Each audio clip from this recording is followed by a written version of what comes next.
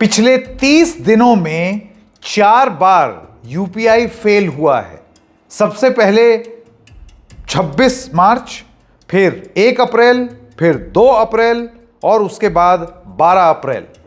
हर बार UPI outage की बात हुई और सवाल उठने लगे कि यूपीआई जो अब बैकबोन बन गया है इस देश की पेमेंट सिस्टम का, जिसमें 85% से ज़्यादा पेमेंट्स इस देश में ऑनलाइन यूपीआई के इस्तेमाल से हो रही हैं, इतनी जल्दी अगर टूटने लगेगा या ठप होने लगेगा तो लोग भरोसा कैसे करेंगे।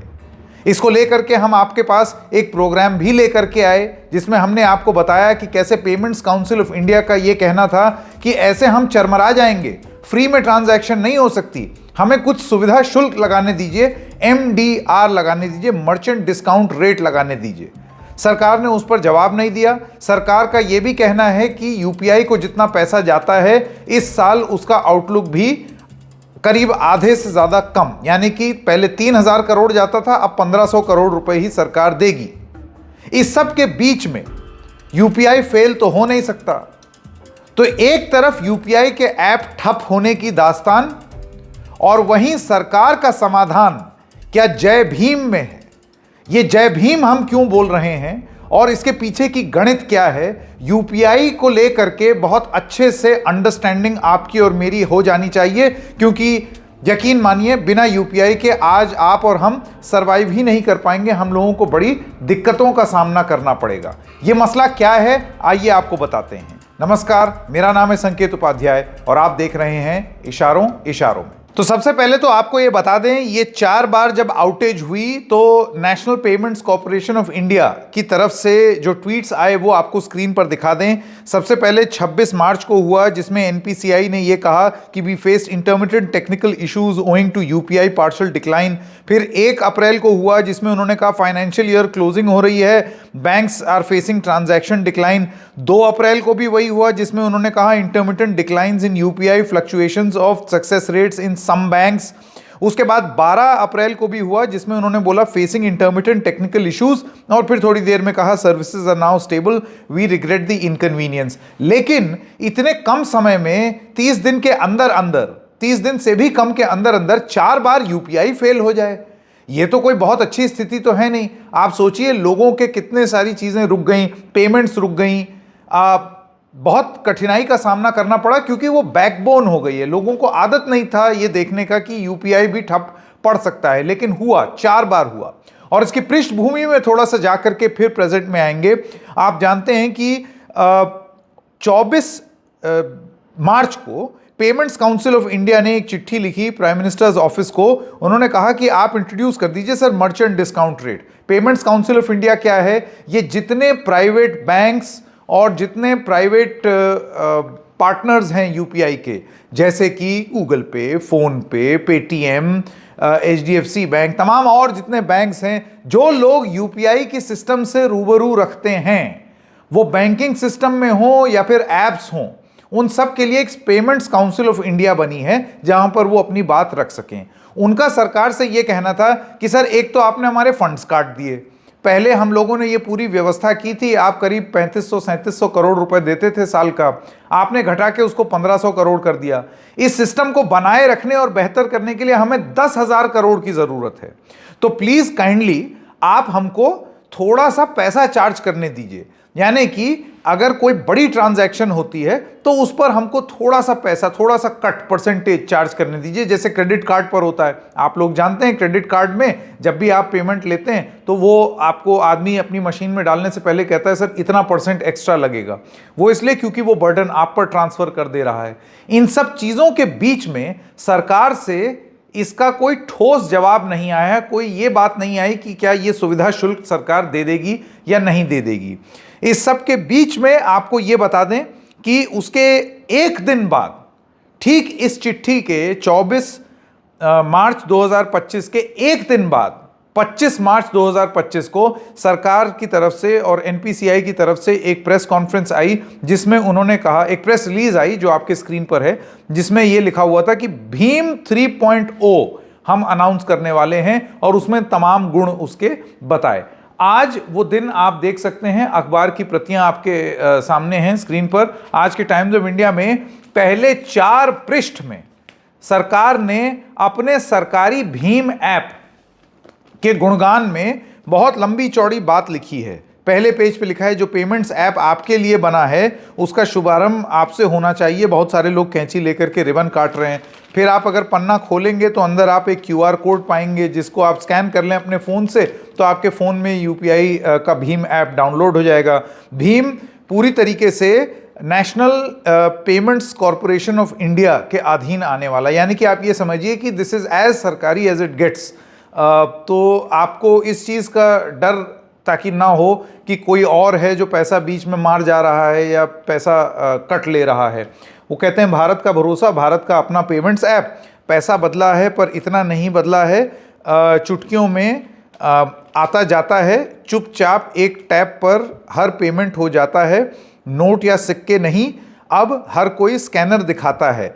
फिर वो कहते हैं कि मॉडर्न बन के पैसा आप दीजिए, तिजोरी में नहीं रखते हैं लेकिन पिन से अब इसकी हिफाजत करते हैं। पूरी पोएम लिखी हुई है, क्योंकि पैसों का तरीका जितना भी बदल जाए भारत के लिए उसकी कदर कभी नहीं बदलेगी। तो पैसों की कदर हैशटैग के साथ। फिर चौथे पेज पे जब आप आएंगे टाइम्स ऑफ इंडिया के, तो उसमें वो एक बेसिकली सरल बना दिया है भीम ऐप को, जिसमें ये लिखा है कि भरोसेमंद और सुरक्षित पेमेंट्स होंगी, आसान पेमेंट्स होंगी, सबके लिए होंगी, 15 भाषाओं में होंगी, एक्सपेंस आप स्प्लिट कर सकते हैं, स्पेंड एनालिटिक्स कर सकते हैं, यूपीआई लाइट होगा और फैमिली मोड होगा। Bhim Bharat interface for money, Bharat का अपना पेमेंट्स ऐप, पैसों की कदर। और उसके बाद नीचे लोगो बना हुआ है कि आप गूगल प्ले पे और एप्पल स्टोर पर जा करके इसको डाउनलोड कर सकते हैं। ये तो हो गई अपने सरकारी ऐप को प्रमोट करने की बात। मैं आपको ये बता दूं कि अभी दरअसल हो ये रहा है, ये रैंकिंग्स हैं आपके स्क्रीन पर, कि मार्च 2025 के हिसाब से कौन सा ऐप अपने आप को कितना ज़्यादा सफल पाता है यूपीआई ट्रांजैक्शंस में। तो सबसे ज़्यादा फ़ोन पे इस्तेमाल होता है, 47.25% मार्केट शेयर है। जब हम जनवरी से नवंबर 2024 में टोटल जो पैसा ट्रांजैक्शन हुआ वो था 73.51 लाख करोड़, और वॉल्यूम मतलब कितनी ट्रांजैक्शन हुई वो थी 5786.2 करोड़ ट्रांजैक्शन हुई फ़ोन पे को इस्तेमाल करके। दूसरे नंबर पे आया जी पे, 36% मार्केट शेयर है, 5.3 बिलियन ट्रांजैक्शंस है, 24 लाख करोड़ रुपीस का वॉल्यूम ट्रांजैक्शन हुआ है, वैल्यू का ट्रांजैक्शन हुआ है, मतलब इतने पैसे 24 लाख करोड़ रुपए हुआ है जनवरी से नवंबर 2024 में। फिर आता है पेटीएम, करीब 6.5% मार्केट शेयर है, 1.1 बिलियन ट्रांजैक्शंस, 5 लाख करोड़ की वैल्यू का। और तब चौथे नंबर पर आता है भीम, जिसकी बहुत ही कम मार्केट वैल्यू है। सरकारी ऐप जो है वो बहुत कम लोग इस्तेमाल करते हैं यूपीआई के लिए। आप ही हम अपने फ़ोन में देख लें कितने लोगों ने भीम को डाउनलोड किया हुआ है, नहीं किया है। ज़्यादातर या तो पेटीएम या जीपे या फ़ोनपे, इसके हिसाब से पेमेंट होती है। मर्चेंट्स भी यही सब रखते हैं जिसमें वो आवाज़ आ जाती है पेटीएम करो या फ़ोनपे अमिताभ बच्चन बोल देते हैं। तो ये सारी चीज़ें हैं अभी मौजूदा स्थिति।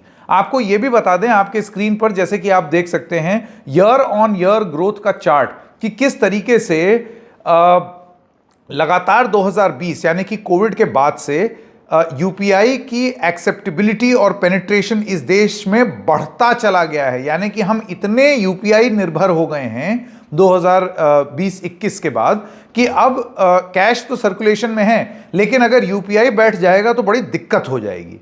इस वजह से सरकार के लिए बहुत ज़रूरी हो गया था ये पता लगाना कि 4 बार मेरा सिस्टम कैसे बैठ गया, इसके पीछे की वजह क्या है। और उस जांच में उसकी रिपोर्ट अभी आई है, 16 अप्रैल की टाइम्स ऑफ इंडिया की ये रिपोर्ट है, जिसमें सरकार ने पता लगा लिया, पेमेंट्स कॉरपोरेशन ऑफ इंडिया ने पता लगा लिया कि इसके पीछे जिम्मेदार कौन है। और पेमेंट्स कॉरपोरेशन का कहना है कि इसकी जिम्मेदारी है इन्हीं बैंक्स की। इन बैंक्स ने यूपीआई से स्टेटस और पेमेंट कॉन्फर्मेशन चेक करने की इतनी रिक्वेस्ट भेजी कि सिस्टम हैंग करवा दिया इन्होंने। ये रिपोर्ट ये भी कहती है कि बैंक की टेक्निकल ओवरसाइट की वजह से ये यूपीआई आउटेज हुआ। उन्होंने बोला कि एक 90 सेकंड का गैप होना चाहिए बिटवीन चेकिंग ऑल ट्रांजैक्शंस, लेकिन ये स्टेटस की लिमिट, कि ये लिमिट 90 सेकंड की सेट करें, ये सरकार ने बैंक के ऊपर ही छोड़ा हुआ था। बैंक ने इस रिपोर्ट के हिसाब से उसका निरादर किया, ज़्यादा क्लिक करने लगे, जिसकी वजह से यूपीआई बैठ गया। Continued non stop transaction checks, ये रिपोर्ट कहती है led to a self inflicted denial of service, यानी कि बैंक पूरी तरीके से जिम्मेदार थे जो यूपीआई की हालत हुई इस देश में। तो फिर बैंक ऐसी हरकत क्यों कर रहे हैं? क्या बैंक्स को यह मालूम नहीं था कि अगर वो बहुत ज्यादा चेक करेंगे तो सिस्टम बैठ जाएगा? या फिर जैसे कि अब तमाम लोग कहते हैं, हालांकि कहीं सुनी बात पर विश्वास नहीं करना चाहिए, अपने सरकारी यूपीआई को अगर सरकार आगे करना चाहती है और प्राइवेट प्लेयर्स अब पैसा मांग रहे हैं, उस सब के चक्कर में यूपीआई को आपने स्केपगोट तो नहीं बना दिया? क्या सैबोटाज का प्रयास हो रहा था? ये सारी चीजें अभी जांच में नहीं निकली हैं। जांच में सिर्फ ये पता चला है कि बैंक्स ने बहुत ज्यादा क्लिक कर दिया जिसकी वजह से ओवरलोड हो गया। लेकिन अब ये जो सोल्यूशन सरकार लेकर के आ रही है, बजाय इसके कि प्राइवेट प्लेयर्स को भर भर के खूब सारा पैसा दे दें यूपीआई चलाने के लिए, सरकार का समाधान ऐसे लगता है अपने खुद के एक ऐप को ले आना है और उसको और बेहतर बनाना है, रैंकिंग में और ऊपर लेकर के जाना है, ताकि इस तरीके की प्राइवेट मनमानी ना हो सके। कोई पलट करके ये ना बोल सके कि भाई मुझे पैसे दो वरना। हालांकि हमारे पास कोई सबूत नहीं है इस बात का कि ये इसीलिए किया गया है या यही क्रोनोलॉजी है, ये नहीं मालूम, इस वजह से झूठी बात नहीं बोलनी। बट सरकार को यह जरूरत महसूस होना कि वो अपने ऐप को दुरुस्त कर ले और इतने बड़े तरीके से, इतने बड़े पैमाने पर उसको लॉन्च करे एक ऐसे वक्त में जब सारे प्राइवेट ऐप्स ने गैंग अप करके सरकार से यह कहा है कि देख लो हो नहीं रहा है, बहुत पैसे लगते हैं इसको बनाने में।